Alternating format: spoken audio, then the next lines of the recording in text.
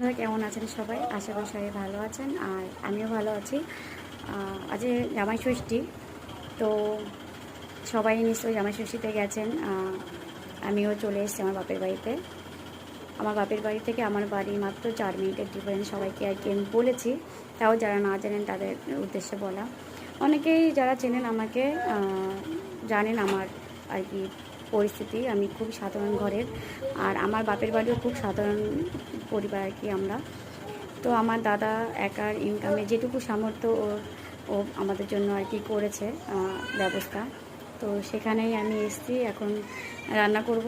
তো দেখতে পাচ্ছেন আজকে প্রচণ্ড গরম, রান্না করাটা খুবই দুষ্কর। আমি মাকে বললাম যে তোমার রান্না করতে হবে না, আমি রান্না করে নিচ্ছি। তো আপনাদের দেখানোর চেষ্টা করব আমার দাদা কী কী আমাদের জন্য ব্যবস্থা করেছে।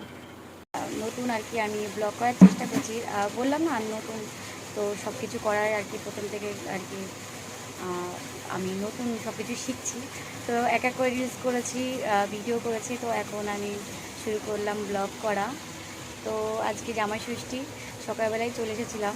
তো এই দেখুন আমি কাঠের জালে রান্না করছি, এটা খাসির মাংস রান্না হচ্ছে। গরমে মাই রান্না করতো, তো আমি মাকে বললাম মা আজকে দিনটা ছেড়ে দাও, আমি রান্না করছি, এই গরমে তোমরা রান্না করতে হবে না। আমার মায়ের গ্যাস আছে বা বন্ধুরা, এটা জাস্ট বাইরে কাঠের চালের জন্য আর কি করা, ছোট্টখাটো একটা রান্নাঘর কাঠের চালের জন্য। ভেতরে গ্যাস আছে, ওটাতে টুকিটাকি করে, বেশিরভাগ সময় কাঠেই রান্না হয়। এতটা কষ্ট হচ্ছে না, আমার মা দেখছে মেয়ের খুব কষ্ট হচ্ছে, তো আমার মা পেছনে একটা পাখা চালিয়ে দিয়েছে, তো সেটাও আপনাদের দেখাবো। বন্ধুরা, ওই যে পাখাটা চলছে, যেহেতু এখানে কাঠে আমি রান্না করছি, তো সেই জন্য ছোট্ট পাখাটা এখানে চালানো। মাও যখন রান্না করে তখন মাও আর কি চালিয়ে বসেন।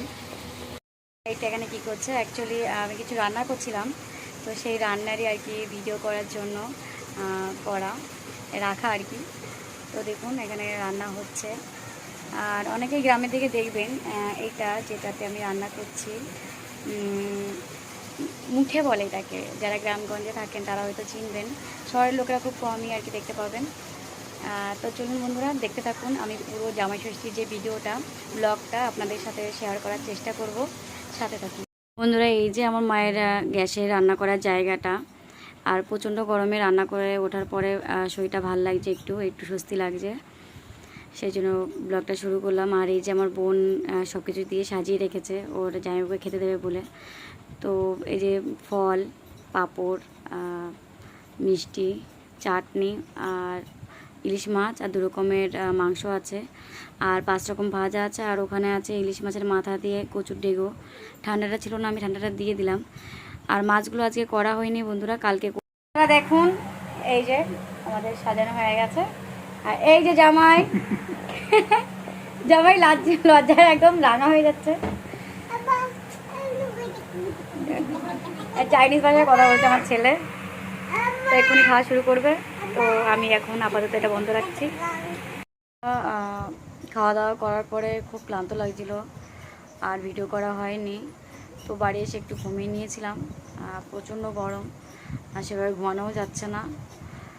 তো যেহেতু ব্লগটা শেষ করা হয়নি, সেই জন্য আবার ভিডিওটা করা। তো যতদূর সামর্থ্য আমার দাদা তো করেইছে, আর সত্যি কথা বলতে খুব ভালো লেগেছিল। খাওয়া দাওয়া অসাধারণ হয়েছে, সবাই একসঙ্গে আর কি এক জায়গায় খেতে বসার মজাটাই আলাদা, ফ্যামিলি সবাই একসঙ্গে খাওয়া দাওয়ার। তো আবার নতুন ব্লগ কেমন লাগলো আপনাদের প্লিজ জানাবেন। হয়তো সেরকমভাবে ভালো করতে পারি না, কিন্তু চেষ্টা করব আরও ভালো করার। এভাবেই আমার সাথে থাকবেন, পাশে থাকবেন, আর ভালো লাগলে লাইক কমেন্ট করবেন, শেয়ার করবেন। আর প্রচুর উৎসাহ দরকার, যেটা আপনারা দেন, এইভাবেই সাথে থাকুন। তো আজকের মতন এইটুখানি, আবার দেখা হচ্ছে কালকে আবার আমাদের যেটা হয়, প্রথম দিন বাপের বাড়িতে খাওয়াই, তারপরে আমরা খাওয়াই। আমাদের সেভাবে তো নিয়ম নেই জামাই ষষ্ঠীতে আর কি কোনো নিয়মকানুন, যেহেতু ওই দেশের লোকজন আর কি সবাই করে, সেটা দেখা দেখি আর কি আমাদের করা। তো সেভাবেই প্রত্যেক বছর হয়ে আসছে যে প্রথম দিন মা খাওয়ায় আর কি, বাপের বাড়ির লোক, বাবা মা দুজনে, আর সেকেন্ড দিন আমরা খাওয়াই। যেটা জামাই তার শাশুড়িকে খাওয়ান। তো কালকে আবার দেখা হচ্ছে। সবাই ভালো থাকবেন, টাটা।